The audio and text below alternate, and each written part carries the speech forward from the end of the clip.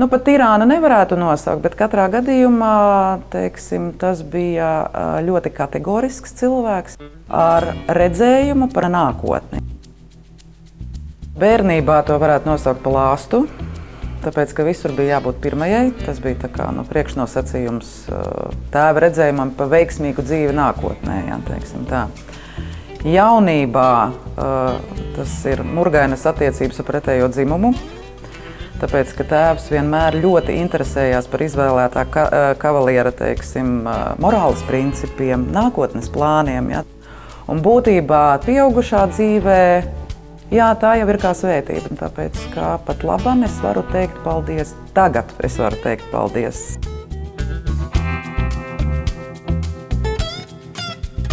Tā gadās, ka piedzimst tādi cilvēki. Un es saprotu, ka jau no bērnības viņam bija aizraušanās ar visu kaut kādām spēlēm. Viņš pats bija izgudrojis. Starp citu, diezgan bīstamas spēles viņš man bija tur stāstījis. Tas, es domāju, arī ir saistīts varbūt ar to pēckara un kara periodu. Ja? Taisnība, netaisnība, ja? Zaudējumi cilvēku dzīvēs. Ja? Un es varbūt domāju, ka tur ir arī saistība tieši ar to laikmetu, ka, laikam, puika negrib līdz galam izaugt, ka tāds, kā saka, kā sapņojošs pusaudzis arī paliek.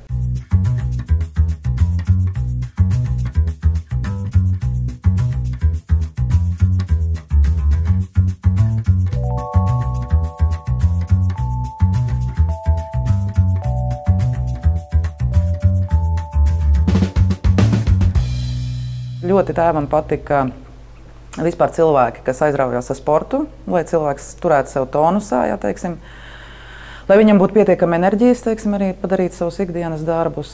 Mana mamma bija akrobāte, sporta akrobāte, jā, tā kā pats tēvs gāja uz Akas ielu pie svarcēlājiem trenēties. Tā bija mūsu ikdiena, teiksim, veselā miesā vesels gars. Latvijas lauku jaunatnes 6. sporta spēles par godu komjaunatnes 50. jubilejai.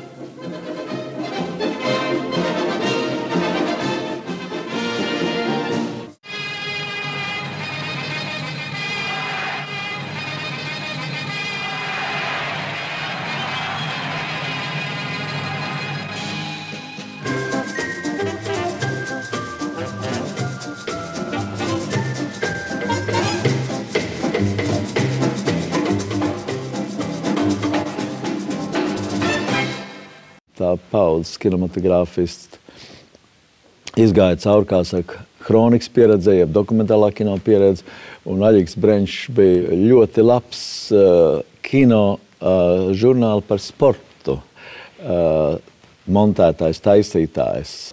Он всегда говорил, все должны пройти через документальное кино. И сам он тоже оттуда пришел, к художественным фильмам.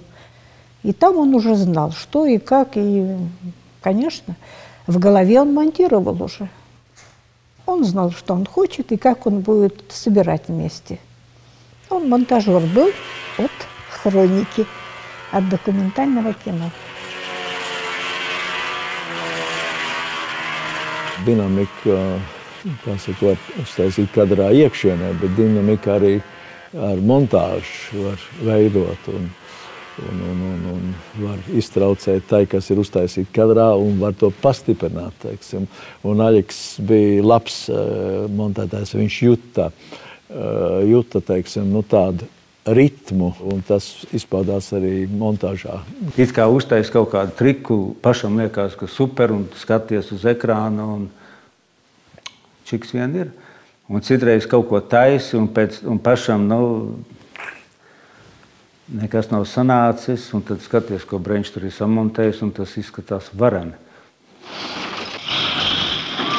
Es nezinu, vai ir kāda filma, kur viņš bez kaskadieriem vispār ir izticis. Tā kā Rīgas kaskadieru grupa, kas bija tajā laikā Padomju Savienībā vislabākā, cik man zināms, jāsaka, ka lielā mērā tāda kļuva pateicoties tam, ka Brenčs viņiem deva daudz darbu. Principā triks jau pat pa sevi uz ekrāna ilgst ļoti īsu laika periodu. Ļoti īsu laika periodu. Apgāzīsim vienu mašīnu, viens kūlens, tas būs kaut kāds dažas sekundes.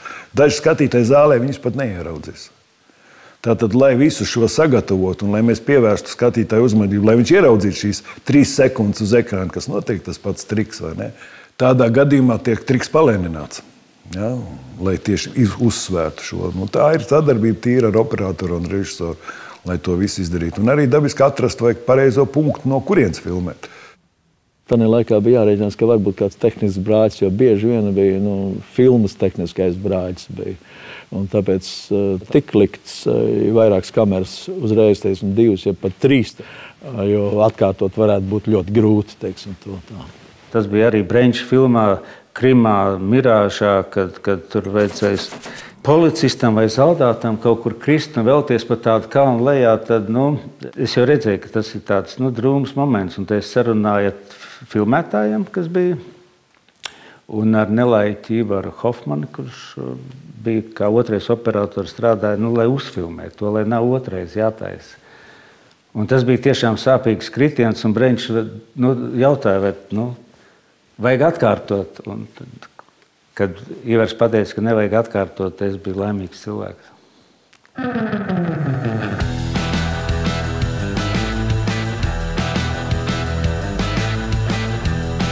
Mašīna man ir notriekusi, es esmu dedzis, gājis degošās mājās, lecis no lieliem augstumiem, kritis no zirga.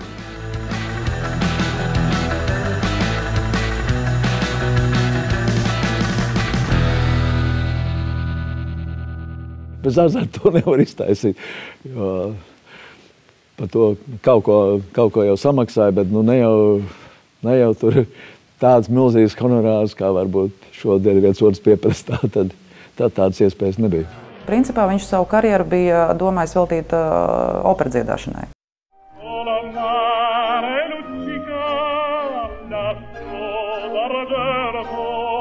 Saprotu, ka bija nazāla pieskaņa balsī, sakarā ar ko viņš saprata, ka ir jāmaina profils. Un tad būtībā tajā mirklī, ka viņš nezināja, ko darīt, tad tas dzinulis, kas viņu iebīdīja kinoindustrijas sfērā, bija Līvija Akurātere.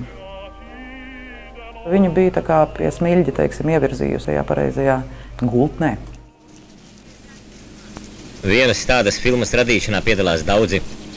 Režisors, šoreiz jūs redzat Aloizu Breņšu, blakus viņam operators Miks Virgulis.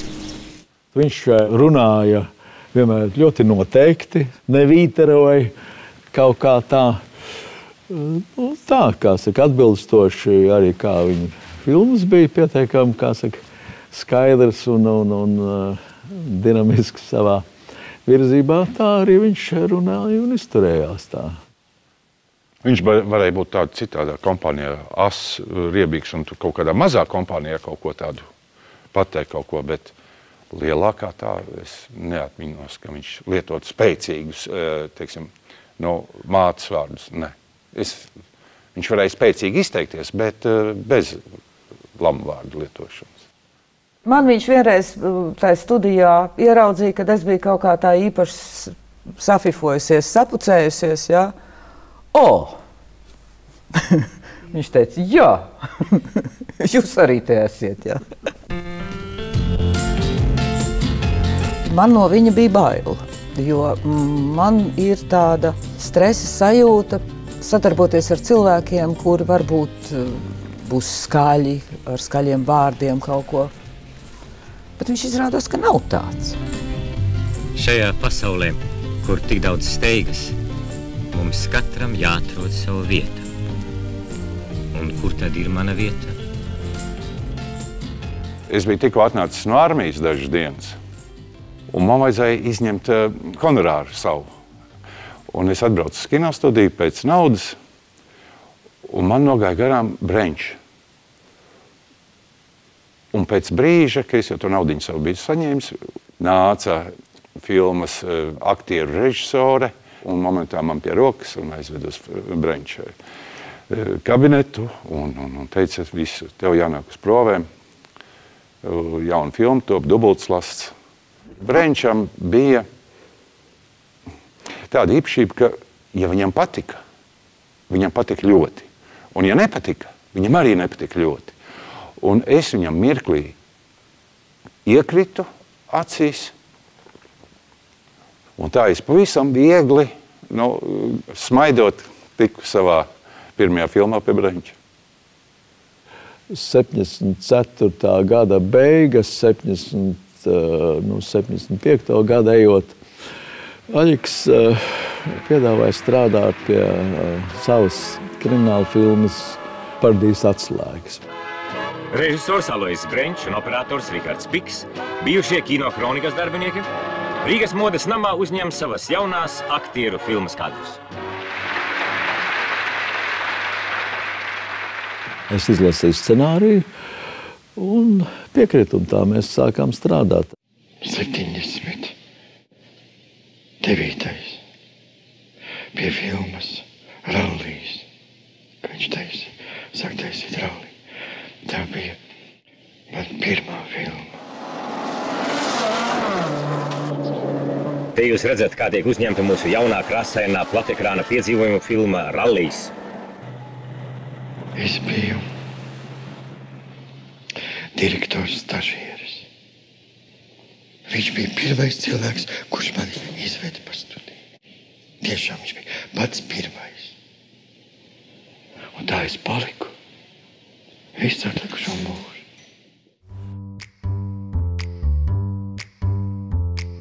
Šita vīrišķīgā stāja un vienmēr tāds perfekts un stingrs un spēcīgs. Jā, viņš atstāja tādu spēcīgu vīriešu iespaidu un viņš arī rūpējās par sevi.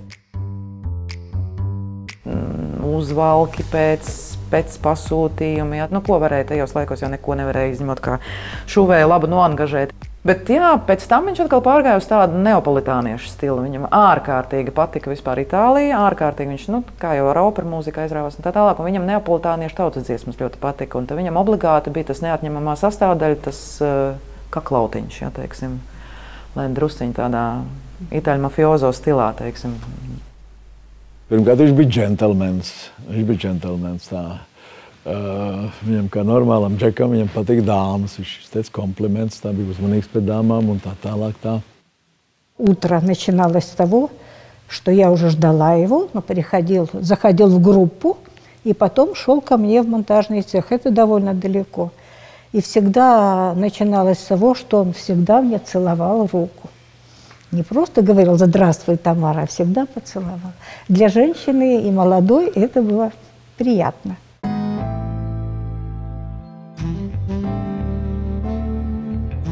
Viņš bija ļoti ģimenisks cilvēks. Viņš ļoti mīlēja savu ģimeni. Ļoti. Par meitu vispār nerunās. Tā bija viņam viss. Tas viņam bija tāds zelts. Par sievu viņš nekad tā nestāstīja neko, bet vismaz es neesmu dzirdējis. Bet tā Una, tas bija, ko tā Una tagad, un ko Una un tā, un Una to tagad dara, un tagad šito jau spēlē, vai klavieris, vai ko, bet katrā ziņā tas bija tāds viņa dievība. Tā kā viņš šķērsoja mājas, teiksim, slieksni, tad pilnīgi un absolūti viņš bija viss ģimenē.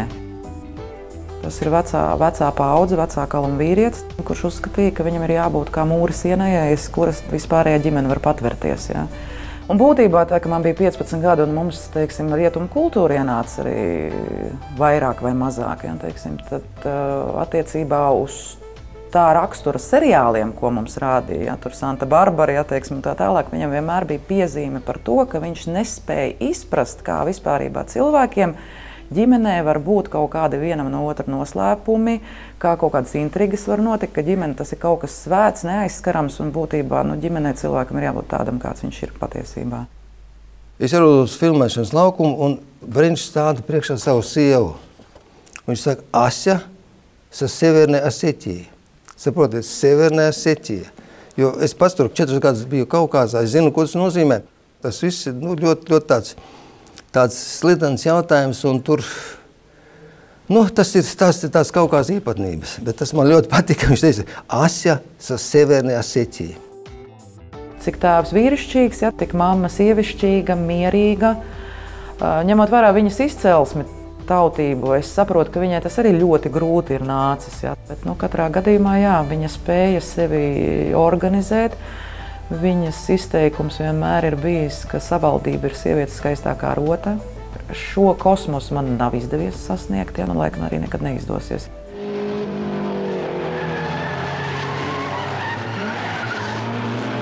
Es saprotu, ka tēti bija kaskadieri laikam mācījuši braukt, un tas viss beidzās ar to, ka pirms tiesību nolikšanas laikam viņš tur bez maz vai tur gandrīz uzbrauc kaut kādai večiņai virsū. Nu, jo kaskadieriem jau uzreiz ņem līkumu, kas tas ir, ja, tur, ko tur bremzē. Ja. Un pēc tās reizes viņš pateica, ka viņš vairāk pie ruļļiem nesēdiesies, bet tā viņš atkal apgrūtināja manai mammai dzīvi. Un mammai vajadzēja likt eksāmenu, un tojos laikos sievietes ļoti reti, kad vispār pie stūras sēdēja. Un tomēr mums bija sarkanas Žigulis, 90 numuriem, 11. modeļa, jā.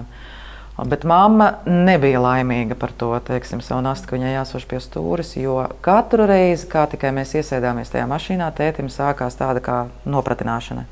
Tu gaismu izslēdz, tu gāzi izslēdz, gludekli noņēma nost, ja? Un māte katru reizi aizbraucot līdz finiša taisnē teica, ka viņa atkal ir 3 kilogramus zaudējusi, ja, teiksim, jo,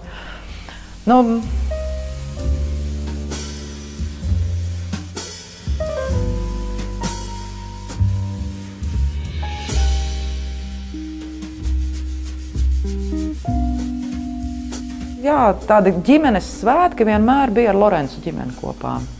Arī aizliegtajos laikos un dzīvojot pretim Čekas mājai atzīmējām Ziemassvētkus.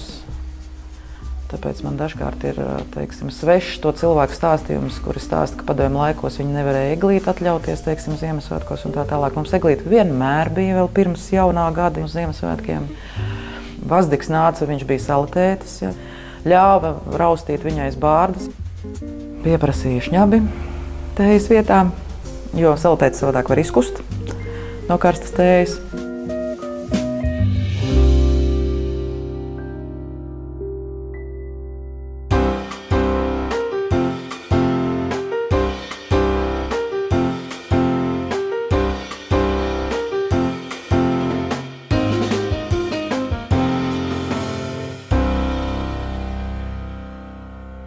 Tas bija Brenča grupas tas, ka viņi nāca ar pompu mazliet iekšā. Viņi ieradās, visi redz, ka kino grupa ieradusies. Varis Brasli ierodās. Kā? Tur kaut kādi ņemās cilvēki. Kas tur? Filmē laikam. Un zinu, ka pie Brenča viss tajā grupā tā skaļi var runāties. Un es tur redzu pie tā Braslas tur tā skaļi. Un skatos, ko uz mani tā grupa tā šķība skatās.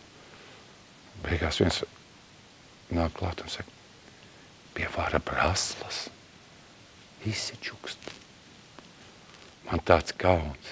Jo tikko, zinu, es vēl stāstu pa Altai kalniem, pa upēm un kāds tur skaistums un kāda tur bagātīga zeme un kādi īpaši cilvēki, vai ne? Un pēkšņi pasaka, ka klusiņam. Ar domu te tā neuzvedās, te tā nav pieņemts. Tie esam mēs paši. Rīgas kinostudijas darbinieki. Parasti mēs filmējam citus, bet pat mūsu studijai palika 30 gadu jubileja. Un tā svētku noskaņā mēs esam ieradušies Vidzemē, Cēsu, Valmieras un Valkas rajonos kino festivāls. Brenča grupa bija ļoti ārkārtīgi skrupulozi viņa izmeklēta grupa. Viņš ņēma tikai tos cilvēkus grupā, kurus viņš uzskatīja par labu esam. Visa komanda bija ārkārtīgi pēc Brenča norādījumiem piemeklēta. Pie tam viņš bija jau tādā statusā, ka viņš varēja pateikt, vai tas cilvēks vai neviens cits. Un Brenčam pakļāvās kinostudiju. Viņš dabūja tos, ko viņš gribēja. Ir ārkārtīgi svarīga šī sadarbība režisoram un operatoram un māksliniekam. Vispār visiem trijiem ļoti svarīga sadarbība. Bet mums bija ārkārtīgi laba sadarbība ar Sīmani. Bet viņš teica, jā, bet tu zini, es tev ticu un es tevi atbalstu, bet ja režisors teiks citādāk, es atbalstīšu režisoru. Tā kā viņam tomēr ir taisnība, jo viņš ir tas, kas redz visu kopumā. Kādreiz meistara Pļaviņa skolnieks bija arī šis puisis.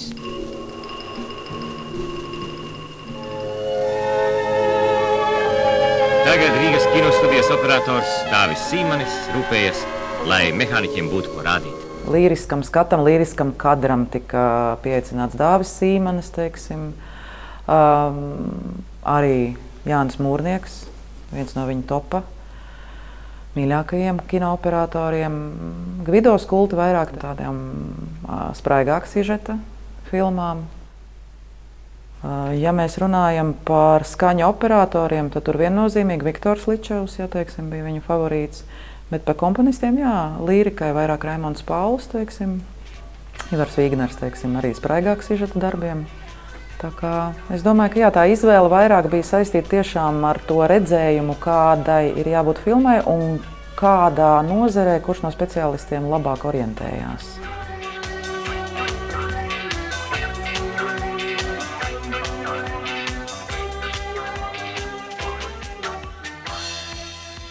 Ja viņu nokaitināja, ka vienreiz, otro, trešo reizi nevar izdarīt, viņš varēja kļūt arī, es neteikšu to vārdu riebīgs, aizkaitināts. Es nevaru, tracināja viņu tas. Un viņš varēja būt arī ar nešpētnu dabu. Es vienmēr cenšos noturēties, bet es zinu, ka dažreiz esmu plīsis un esmu ļoti, ļoti nežēlīgi plīsis. Jā. Un esmu cilvēkus atlaidis no uzņemšanas grupas. Es to zinu, jā. Bet es savādāk neprotu. Varbūt tas pārāk nežēlīgi. Es zinu, kad piemēram, man sieva, jā, es jūtu arī, ka viņai ir grūti daudzreiz ar mani. Un manai meitai ir grūti daudzreiz, jā. Bet paldies Dievam, ka viņam tāds labs raksturs savām divām, ka viņas ar mani tiek galā. Я хочу сказать, что он всегда знал, что он хочет. Это как-то было очень хорошо, по-мужски, во-первых, это уже мужское такое было, что он всегда знал, что он хочет, он режиссер. И я это все время чувствовала и очень уважала его. Немножко боялась сначала, потому что он бывал разный в работе.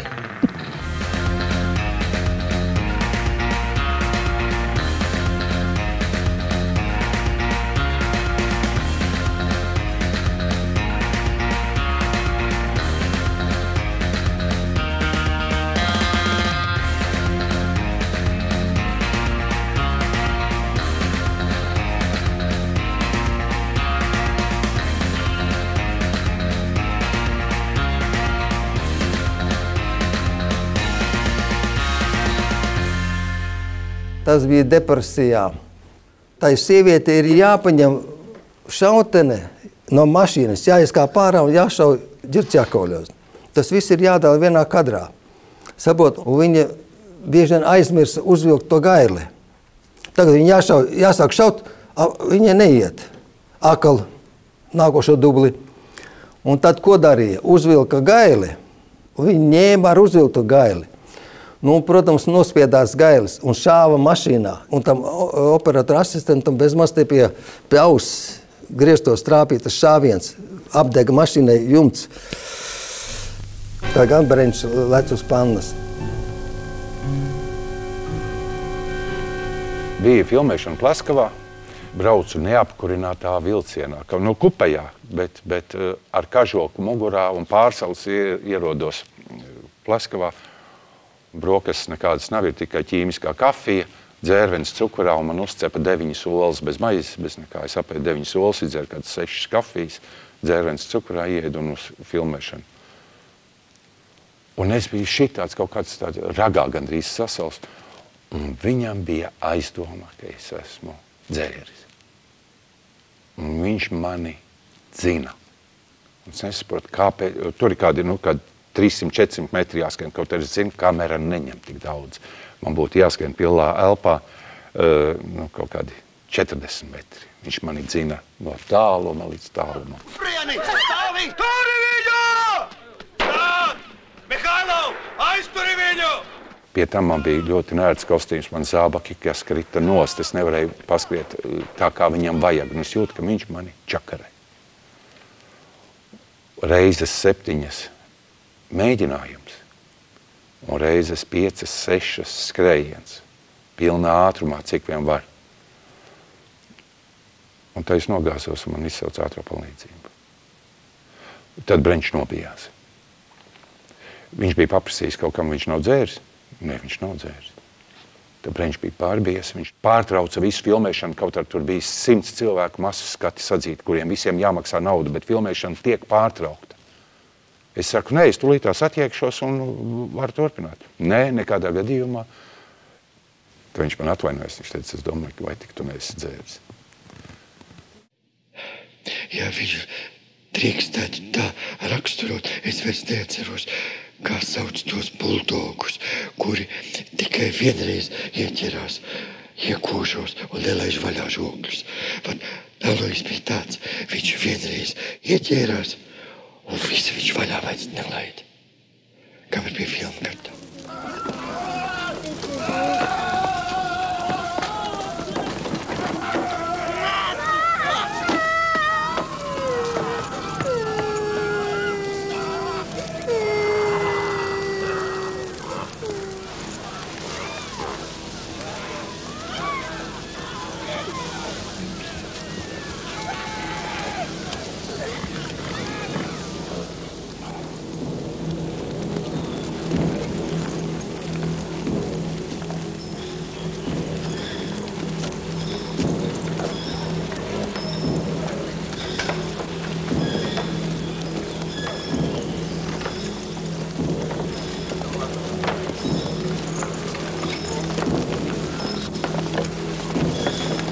Tas bija 95. 96. gads, un pārmaiņas notika nepārtraukti, bet tas, ka bija filma, jo tas bija liels notikums. Tas, protams, bija ārkārtīgi liels notikums, jo tajā laikā Freimans uzfilmēja Ligzdu un kaut kas vēl, bet bija vairāk gadi, ka vispār nebija nevienas filmas.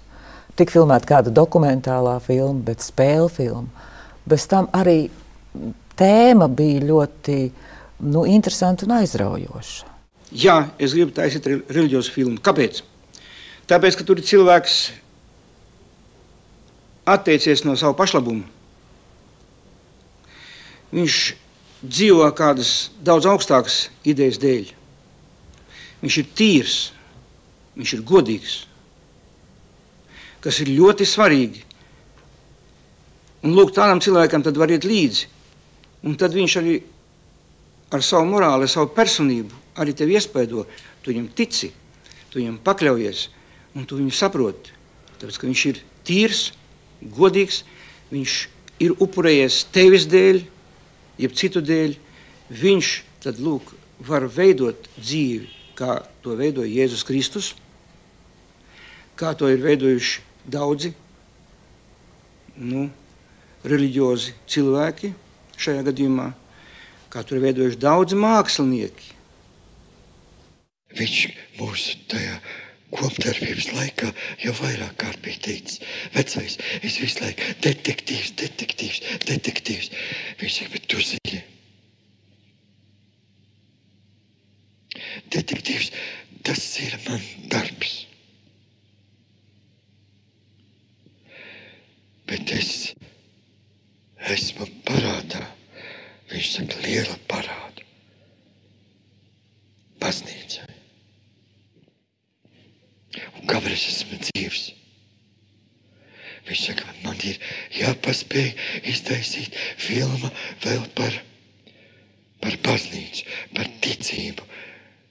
Tā bija ilgi iznēsāta ideja, teiksim, pats jau arī bija katolis, teiksim, pats arī bija katolis un varbūt gribēja atstāt kaut ko tādu, teiksim, aiz sevis, kas varbūt nav saistīts ar atsevišķu cilvēku likteņu stāstu, bet ar kaut ko tādu nemirstīgu.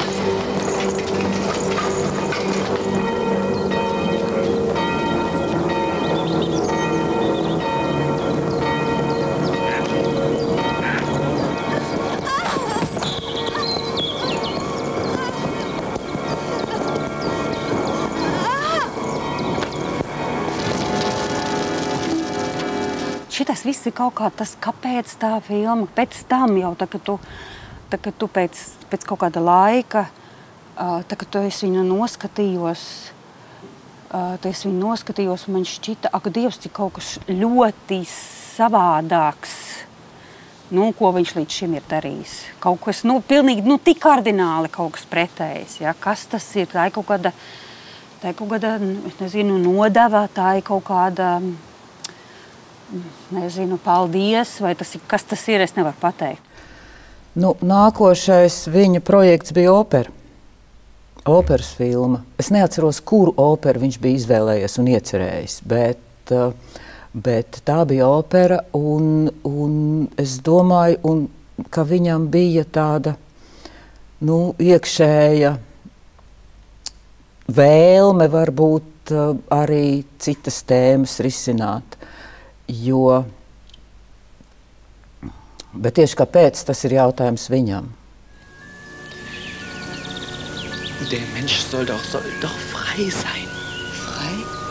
Wovon? Von Gott? Mein Leben gehört Jesus Christus. Und hier trennen sich unsere Wege. Lebt wohl.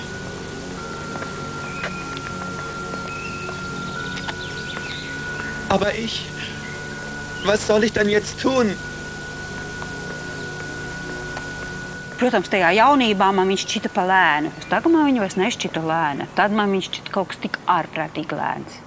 Bet ļoti skaisti. It kā visā tajā varēja uztaisīt arī ļoti, kaut kādu tādu, it kā dinamiskāku to stāstu. Bet nē, viņš tāds.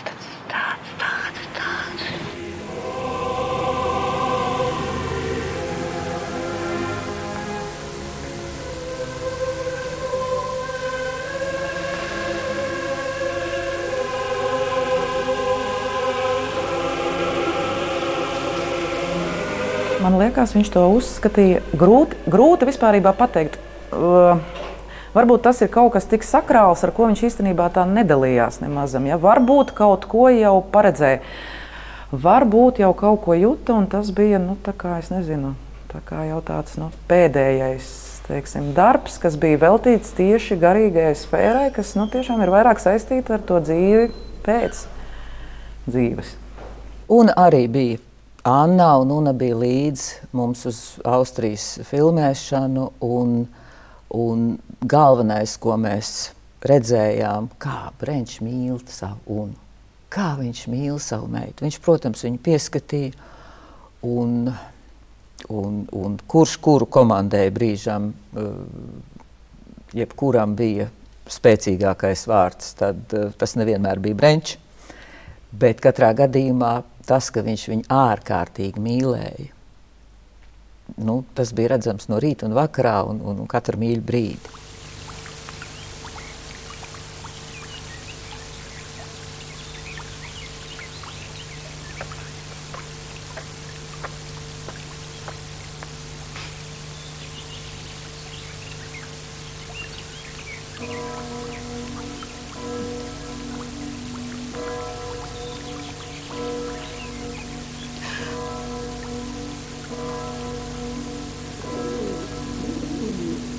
Gib mir Mut. Hilf mir mit neuer Kraft weiterzuarbeiten.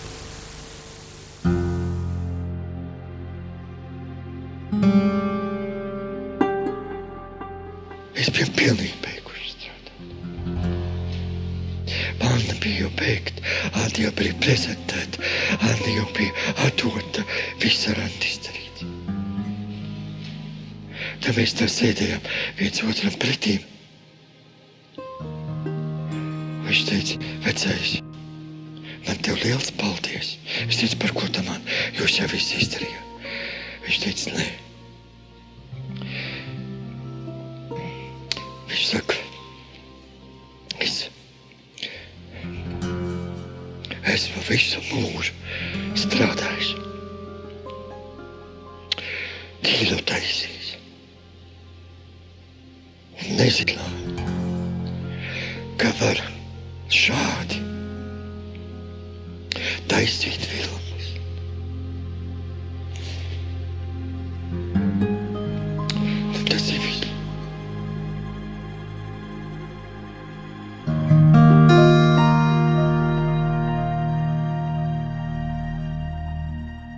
Thank you.